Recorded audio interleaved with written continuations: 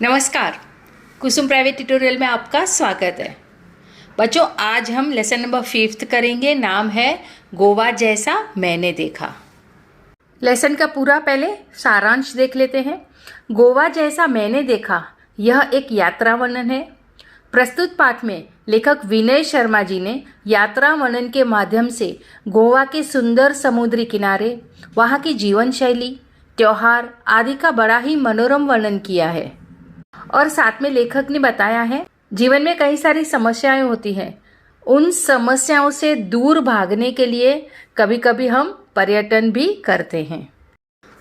गोवा खूबसूरत रेतीले तट, महंगे होटल एवं जीवन शैली के लिए प्रसिद्ध है। लेखक अपने परिवार के साथ गोवा घूमने गए थे। लेखक दक्षिण गोवा के बेनालियम रिसोर्ट में ठहरे थे। शाम होते ही वे बेनालियम बीच के समुद्री किनारे पर टहलने के लिए गए। वहाँ के समुद्र की खूबसूरती देखकर लेखक फूले न समाये। मतलब लेखक को बहुत खुशी हुई वहाँ जाकर। लहरों की आवाज़ के बीच पक्षियों की टींटी की आवाज़, ये सारा ध्यान लेखक की ओर जा रहा था। दरअसल ये पक्षी लहरों के साथ बहकर आई मछलियों का शिकार करने के लिए किनारे पर ही मंडराते रहते थे। लेकिन जब तेज हवा के कारण एक ही दिशा में सीधे नहीं उड़ पाते तो सुस्ताने वो किनारे पर जाकर बैठ जाते थे। और यहाँ बैठे कुत्तों को इसी का ही इंतज़ार रहता था। मौका मिलते ही वे इन पर झपट पड़ते थे, लेकिन बेचारे कुत्तों को सफलता कम ही मिल पाती थी। इस तरह से यह दृश्य सैलानियों का अच्छा मनोरंजन करता था। और इधर जैसे ही सूर्य देवता ने विदा ली, वैसे ही चंद्रमा की चांदनी में नहाकर समुद्र का नया ही चेहरा नजर आने लगा। तो बच्चों, हमने बेनालियम बीच के बारे में हमें पढ़ा। अभी आगे अंजुना बीच के बारे में हम पढ़ते हैं। अंजुना बीच नीले पानी वाला पथरीला बहुत ही सुंदर है। लेखक कहते हैं कि दोनों जगह पे समुद्र किनारा है, फिर भी बेनालियम बीच तथा अंजुना बीच का अपना अपना सौंदर्य है। बेनालियम बीच रेतीला तथा उथला है। यह मछुआरों की पहली पसंद है। यहाँ सुबह सुबह बड़ी मात्रा में मछलियाँ पकड़ी जाती है। लेकिन मज़े की बात यह है कि इतनी सारी मछलियाँ स्थानीय बाजारों में ही बेची जाती है। इनका निर्यात बिल्कुल भी नहीं होता है। निर्यात नहीं होता है मतलब एक्सपोर्ट नहीं होता है, ठीक है। और लेखक आगे कहते हैं कि अंजुना बीच गहरा और नीले पानी वाला है। यह बॉलीवुड की पहली पसंद है। यहाँ कई हिट फिल्मों की शूटिंग भी हुई है। दोनों बीच व्यावसायिक हैं, पर मूल अंतर व्यवसाय की प्रकृति का है। इसके बाद लेखक कहते हैं कि पूरा दिन हम पणजी शहर में ही घूमे। लेखक घूम फिर कर शाम को कलिंगवुड बीच पर आते हैं। देखो, पहले हमने देखा बेनालियम बीच, उसके बाद में हमने देखा अंजुना बीच, और अभी हम कलिंगवुड बीच पर पहुंचे, ऐसा लेखक कहते हैं।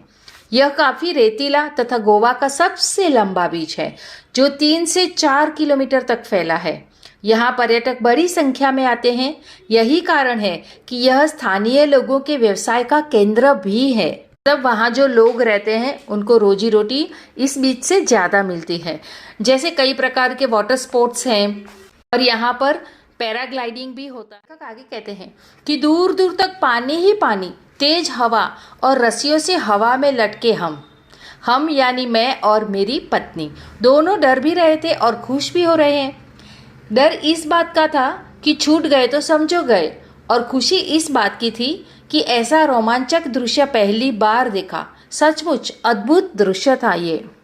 लेखक आगे कहते हैं कि इस दौरान यहाँ नवरात्रि तथा दशहरा पर्व मनाने का सौभाग्य भी प्राप्त हुआ।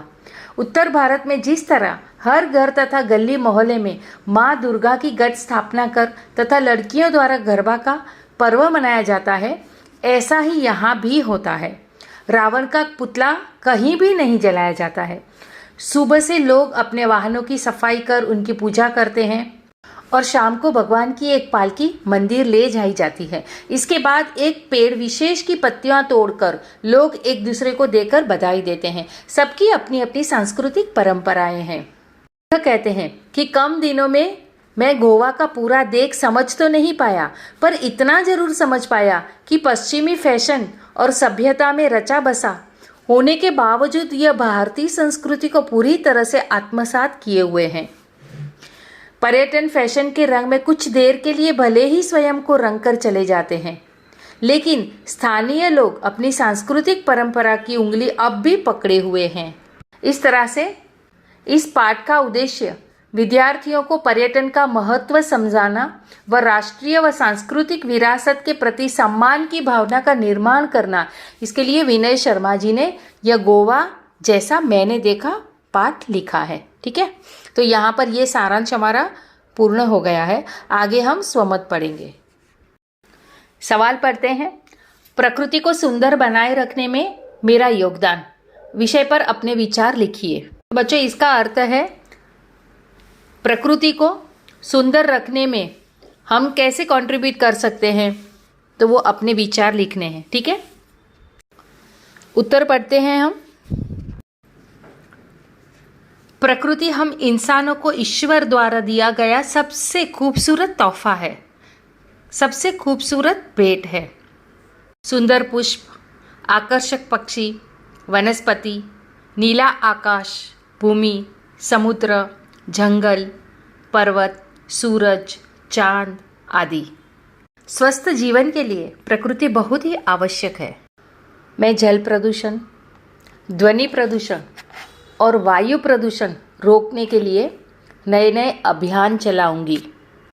जगह जगह पर पेड़ लगाकर मैं हरियाली का संवर्धन करूंगी। वनों की अंधाधुंध कटाई करने वालों में पर्यावरण के प्रति जागरूकता का निर्माण करूंगी।